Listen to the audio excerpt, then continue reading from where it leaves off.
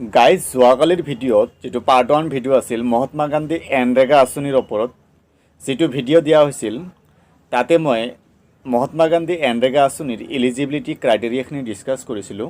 কিন্তু আজিৰ এইটো ভিডিঅ'ত মই মহাত্মা গান্ধী এনৰেগা আঁচনিৰ যিটো এপ্লিকেশ্যন ফৰ্ম আছে এপ্লিকেশ্যন ফৰ্মটো কেনেদৰে ফিল আপ কৰিব কমপ্লিট ডিটেইলছত ডিছকাছ কৰিম। ইয়াতে প্ৰথমতে মই কিছুমান ডিটেইলছ ফিল আপ কৰি লৈছোঁ। ইয়াতে 1 নম্বৰত দিয়া আছে আবেদনকাৰীৰ নাম। ইয়াতে যিজনে এপ্লিকেশ্যন কৰিব তাৰ নামটো ইয়াতে লিখিব লাগিব। ইয়াতে অসমীয়াত লিখি দিব, যদি অসমীয়া লিখে গোটেইখিনি অসমীয়াত লিখিব লাগিব, আৰু যদি ইংৰাজীত লিখে গোটেইখিনি ইয়াতে ইংৰাজীতে লিখিব। তাৰপিছত ছেকেণ্ড হৈছে পিতৃ / স্বামীৰ নাম। আপুনি কাৰ নাম লিখিব বিচাৰিছে, যদি পিতৃ লিখিব বিচাৰিছে পিতৃৰ ওপৰত এটা টিক চিন দিব, আৰু যদি স্বামীৰ নাম লিখিব বিচাৰিছে স্বামীৰ নামৰ ওপৰত এটা টিক চিন দিব। তাৰপিছত ইয়াতে স্বামী বা পিতৃৰ নামটো লিখি দিব। ইয়াতে থাৰ্ড যিটো 3 নম্বৰটো ইয়াতে বয়স আছে, ইয়াতে আপোনাৰ কিমান বয়স হয় ডাইৰেক্ট আপুনি ডেট অফ বাৰ্থটো লিখিব পাৰে, কোনো প্ৰব্লেম নাই। তাৰপিছত 4 নম্বৰ ঠিকনা, ইয়াতে আপোনাক ফুল এড্ৰেছ দিব লাগিব। আপোনাৰ যিটো পাৰ্মানেণ্ট এড্ৰেছ হয় পাৰ্মানেণ্ট এড্ৰেছটো ইয়াতে আপুনি লিখি দিব। তাৰপিছত আহিল 5 নম্বৰ শাৰীৰিকভাৱে অক্ষম, অৰ্থাৎ আপুনি যদি ফিজিকেলি হেণ্ডিকেপ্ট হয় সেই সময়ত আপুনি হয়তো টিক মাৰ্ক দিব, আৰু যদি ফিজিকেলি হেণ্ডিকেপ্ট নহয় তেতিয়াহ'লে আপুনি নহয় টিক দিব। তাৰপিছত আহিল 6 নম্বৰ। 6 নম্বৰত ইয়াতে জব কাৰ্ডৰ নম্বৰটো দিব লাগিব, আপোনাৰ যিটো জব কাৰ্ডৰ নম্বৰ ইয়াতে লিখি দিব। তাৰপিছত 7 নম্বৰ ইয়াতে বৰ্গ / শ্ৰেণী, ইয়াতে আপোনাক কাষ্ট আপোনাক চুজ কৰিব লাগিব, আপোনাৰ কোনটো কাষ্ট হয়। অনুসূচিত জাতি that means SC ST OBC MOBC কোনটো হয় ইয়াতে টিক দিব। মই ইয়াতে MOBC টিক দিছোঁ, আপোনাৰ যিটো হয় ইয়াতে আপুনি টিক মাৰ্ক দিব। যদি এইকেইটা কাষ্টৰ ভিতৰত আপোনাৰ নাথাকে তেতিয়াহ'লে ইয়াতে লাষ্টত এটা অপশ্যন আছে অন্যান্য পিছপৰা আদাৰ্ছত আপুনি টিক মাৰ্ক দিব। টিক মাৰ্ক দি ইয়াতে আপুনি ব্ৰেকেটৰ ভিতৰত যিটো কাষ্ট হয় কাষ্টটো লিখি দিব। তাৰপিছত ইয়াতে আহিল 8 নম্বৰ। 8 নম্বৰৰ ইয়াতে আপোনাৰ 2019 আৰু 20 বৰ্ষ, আৰু লগতে ইয়াতে দিছে 2020 আৰু 21 বৰ্ষত ইয়াতে আপুনি কিমান দিন কাম কৰিছে, 2019-20ত কিমান দিন কাম কৰিছে, আৰু 2020-21ত কিমান দিন কাম কৰিছে মহাত্মা গান্ধী এনৰেগা জব কাৰ্ডৰ অধীনত ইয়াতে আপোনাক লিখিব লাগিব। 2টা বক্স দি আছে, ইয়াতে মিনিমাম 30 ডেজ টোটেল লিখিবলৈ ট্ৰাই কৰিব। তাৰপিছত 9 নম্বৰত ইয়াতে দিয়া আছে অৰ্হতা, অৰ্থাৎ ইয়াতে এডুকেশ্যন কোৱালিফিকেশ্যনৰ কথা কোৱা হৈছে। ইয়াতে আপুনি কি পাষ্ট, ইয়াতে আপোনাৰ হায়েষ্ট যিটো হায়েষ্ট কোৱালিফিকেশ্যনটো ইয়াতে লিখি দিব। খালি লিখিলেই নহ'ব, আপোনাৰ ওচৰত চাৰ্টিফিকেটটো থাকিব লাগিব। তাৰপিছত 10 নম্বৰত দিয়া আছে, ইয়াতে কিছুমান অপশ্যন দিয়া আছে, ইয়াতে য়েছ ন অৰ্থাৎ হয় নহয় ইয়াতে আপোনাক চুজ কৰিব লাগিব। মই কিছুমান ফিল আপ কৰিছোঁ, ইয়াতে চাব। প্ৰথমতে কোৱা হৈছে দীনদয়াল অন্ত্যোদয় আঁচনি ৰাষ্ট্ৰীয় গ্ৰামীণ জীৱিকা অভিযানৰ অন্তৰ্গত আত্মসহায়ক গোটৰ সদস্য হয় নেকি। যদি আত্মসহায়ক গোটৰ মেম্বাৰ হয় তেতিয়াহ'লে আপুনি য়েছ চুজ কৰিব, হয়ত টিক মাৰ্ক দিব, আৰু যদি নহয় তেতিয়াহ'লে আপুনি নহয়ত টিক মাৰ্ক দিব। মই ইয়াতে হয় টিক মাৰ্ক দিছোঁ যিহেতু আত্মসহায়ক গোটত আছে। তাৰপিছত 6 নম্বৰটো আপুনি নহয় যিটো অপশ্যন আছে নহয় টিক মাৰ্ক ৰাখিব।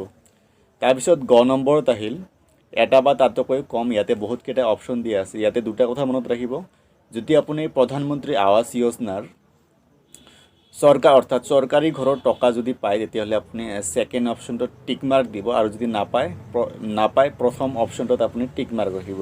তাৰপিছত ইয়াতে হয় নহয় চুজ কৰিব। ইয়াতে মই যিটো বেনিফিচিয়াৰী এপ্লাই কৰি আছোঁ এই প্ৰধানমন্ত্ৰী আৱাস যোজনাৰ বেনিফিচিয়াৰী হয়, মই ইয়াতে য়েছটো চুজ কৰিছোঁ, হয় টিক মাৰ্ক দিছোঁ। তাৰপিছত ইয়াতে ঘৰ নম্বৰ অপশ্যনটোত কোৱা হৈছে 16 to 59 বছৰ বয়সৰ ভিতৰত আন কোনো প্ৰাপ্তবয়স্ক পুৰুষ মহিলা সদস্য নথকা পৰিয়ালৰ হয় নেকি।